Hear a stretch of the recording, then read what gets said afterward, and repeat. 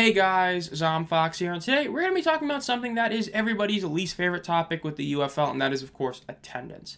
Yes, a lot of people talk about it, but most people hate talking about it because it's the one thing the UFL really did fail at this past season was their attendance. But we're going to be talking about what are ways to improve it. We're going to be going over the top 5 best ways to improve the UFL's attendance. Now, some of these things, naturally, the odds of them actually happening are very small. A lot of them should be a given and a guarantee. Of course, we have to do this because, again, every single XFL team saw a decrease in attendance. The only USFL team we know for sure that went up was the Panthers, and even then they went up from 5 or 6K to 7 to 8K. So when you look at it, the attendance definitely needs to be increased.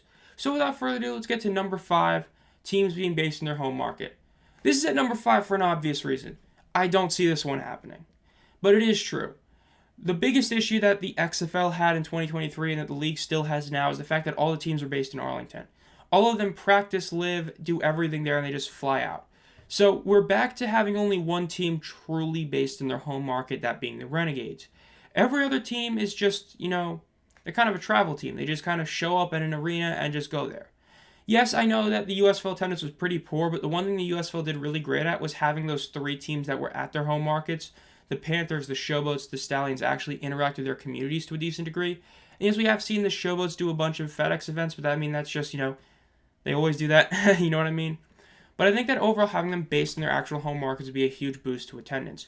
You'll have these guys, you'll see them at your local grocery store. You'll see them, just on the street. You can see them practice. Instead, they're all based in Arlington, and it provides this sense of them not really being part of that city, not being part of that region.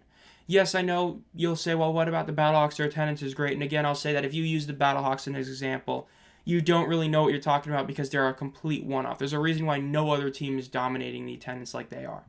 The fact is, when you look at it, all these other markets definitely would benefit by having the team actually be based in that market and actually have a presence there instead of it just being a simple, hey, we have a team that shows up here. Because can you really say the Birmingham Stallions are now a Birmingham team when they, practice and live in Arlington? They just kind of show up for a game, right? And that's kind of a lot of these other places. Now, I would at least hope St. Louis can get the players there because of the fact that St. Louis is, actually has a great connection to the Battlehawks, despite the Battlehawks not even truly being a St. Louis team, which is crazy. So because of that, it's at number 5. I don't see it actually changing, but it should change, but it is what it is. Number 5 is teams being based in their home markets. Now, number 4 is where we're going to start with the real ones that can happen, and that's going to be having more special offers.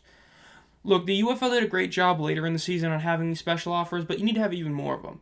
Look, you need to get people in the game. You need to get them, at the game, in the stands and all that.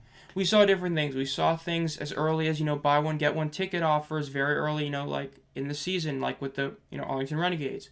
We saw Hats Off to Heroes as an example where, every ticket had a $5 donation to the Alpha Omega charity. Or you have the hoodie and ticket package the Stallions had, and this is only a few of them. But you have to have even more of them.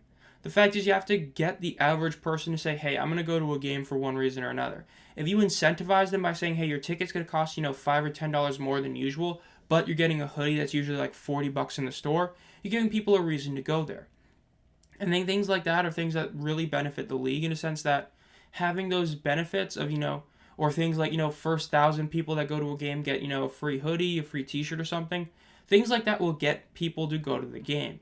You just need to try and increase attendance by any margin you can. As we talked about before, is it better to make $20 off a person but only have, 5K people? Or is it better to make only $10 off per person but there's 10K in attendance? They both give you the same amount of money, but one of them gives you twice the amount of people in the stands. So, of course, that one's better. So, number 4, have more special offers. Now, number 3 is going to be more season ticket benefits. Look, the fact that these are the only season ticket benefits people get is actually criminal. Priority access to renew same seats for 2025. Okay, that's a basic one. 20% discount off merchandise at the shop UFL. That's not bad, but again, that's a basic benefit. Priority access to purchase additional seats at STM pricing. Again, not shocking, basic. Priority access to purchase seats for the playoffs at 2024 championship game. I would say that was a big deal, except the playoff code was insanely easy to find and people will leak it anyway, so didn't really end up mattering. Priority invites to away game watch parties. Things like that and priority access to team events are cool. I will say the priority access is definitely a cool one. Virtual autograph sessions, chalk talks, press conferences, and all that, and a lot of those things. And then 30% off a weekly bundle of the week during the 2024 season. Again, yes, a lot of those are great.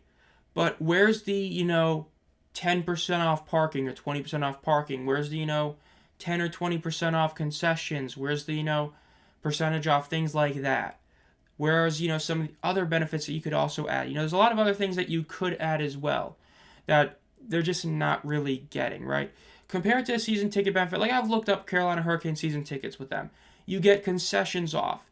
You get parking off. And those are two things that are massive deals. You know why some people aren't going to games? Because yes, even though the tickets might be cheap, and I do cheap because they're all more expensive than the UFL tickets were last year in 2023, but the fact is that you're still having to pay for parking, you're still having to pay for concessions. If you make those things cheaper by buying season tickets, you incentivize people to get season tickets. Because at the end of the day, when you get a full season ticket, it doesn't matter where you are, you're going to get the same benefits everybody else will, which you should.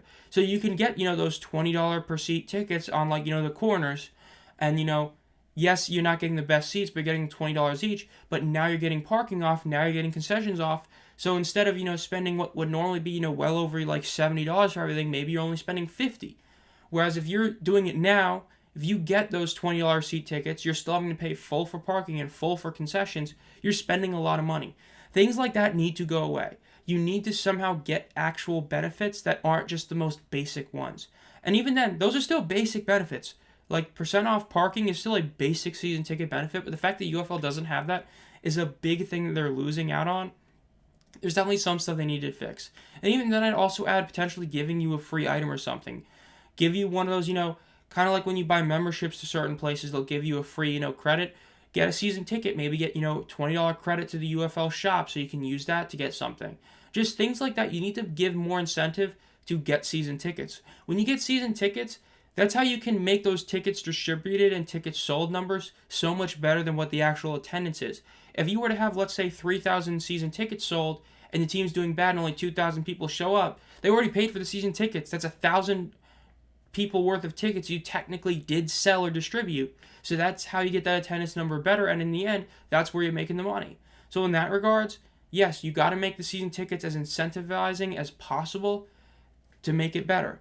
So that's what I say for that. Now, number 2 is going to be sell tickets early. I've talked about this before, but I mean, come on. Putting the tickets up, the final team didn't go on sale till mid-March. I mean, there was a couple weeks before the season started, and the Panthers tickets went on sale. And yes, the season ticket and the ticket deposits went on sale officially for the UFL January 1st, which was heavily because of the merger. But even then, that has to be much earlier. Then the UFL Championship game tickets not going on sale till May 23rd? I mean, come on. You announced the location before week 1, and you forced us to wait till May to buy tickets? Look, championship game tickets should go on sale no later than week 5. I mean, no later than week 5. And even then, I'd say arguably, week 1, they should be on sale. You should be able to buy championship game tickets insanely early if you want to. Then number 2, your season tickets, deposits and all that should be available super early. We're talking about September would be maybe late for having that. Having your at least ability to, deposit for next season should be available probably in August. Give it maybe a month and a half off, half a month June, month off in July, and then boom, August, yep, you're able to get, deposits for next year. And single game tickets, every single team should have single game tickets on sale no later than January 1st. Doing that gives you enough time to actually prepare for the season if you're just, a normal person, gives you extra time to buy tickets. And I know some people say, well, what about teams that play in MLS teams? Blah, blah, blah. At least you can sell tickets based on the week and just say, time to be determined. You need to have tickets available as early as possible. You need to have them available the year prior, like the calendar year prior. Have them available in 2024 for the 2025 season. Whether that be, they come on sale, December 15th or something. Have them on sale then. Look, it's a classic for Christmas. You get tickets to a game, whether it be printed out or something. Do something like that. Have tickets available for purchase by Christmas so that people can get them, get great tickets to a UFL game for Christmas. Why not? Things like that are just simple that the UFL needs to do. Again, you don't have to have the full date and time for every game correct. You just have to have a basic idea. Worst case scenario, you sell just a simple, week 5 ticket. But single game tickets should be available no later than January 1st. Now, the final thing is the most basic: local marketing. The amount of people I've seen talk about how they either don't even know they have a team in their city, nobody really cares, it's just bad. Look, yes, certain events, these are bigger events naturally, having AJ McCarron and the Battlehawks out for that Battlehawks night in St. Louis for the Cardinals where AJ threw the first pitch, and the Michigan Panthers having their, tent set up at the NFL draft. These are the bigger examples of local marketing, but I mean things as small as getting like a poster of a schedule and putting it up in a gas station they need to do. Look, as I talked about before, I live like 3 hours away from Charlotte where the Panthers play. I can go to a gas station, a local gas station, and see a Carolina Panthers schedule poster on the wall. That's something insanely small, but it has an impact. If you can just get a single poster out there, and you get at least, let's say, 10 people to say, hey, I'm going to watch a game. That means that you're now having 10 people who watch a game. And you know what? Maybe a couple of them don't like it. Maybe a few of them do like it and they keep watching that team. Then eventually, some of them want to go to a game. That's slowly but surely increasing your attendance. You know what I mean? That's slowly but surely increasing your TV ratings. And best part is, if you just have that poster up, even if only 10 people watch it, 100 people will see it. So you're just adding presence. Like if you live, let's say, in Detroit, Michigan, you have a baseball team. You have an NFL team. You have a hockey team. You have a basketball team. You don't know you have a UFL team. If you can at least make your presence felt more, that's a big deal. It doesn't matter if they don't watch you, as long as people know of you. That's what the UFL is missing now, is people don't even know they exist. So at least in those local areas, market heavily. Go to, local sporting events, whether it be a high school game, whether it be a minor league hockey game. Go to things like that and advertise your league. Put posters up. I get people to say, well, what about seasonal employees? You can just hire new people. You can just have some people not be seasonal employees. You can get around that. So it's not an issue. But local marketing is the biggest issue the league has.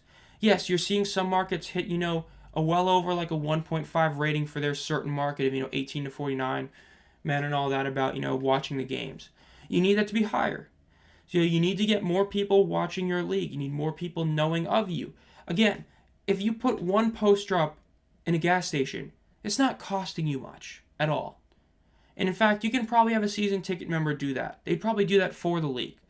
And just putting that poster up will increase the presence of the league, increase the amount of TV viewership, and potentially increase attendance. Now, by all those metrics, it might be as small as 10-1, but it's still improving it. Doing that is a big deal. And the fact that UFL hasn't done that, we have to truly hope it's because of the fact the merger process was so dragged out. Because if they fail that this next year, then there is legit concern about the longevity of this league. But if they're able to fix that and start marketing locally heavily, then this league can last. So with that, that'll do it for my top 5 things the UFL must do to increase attendance.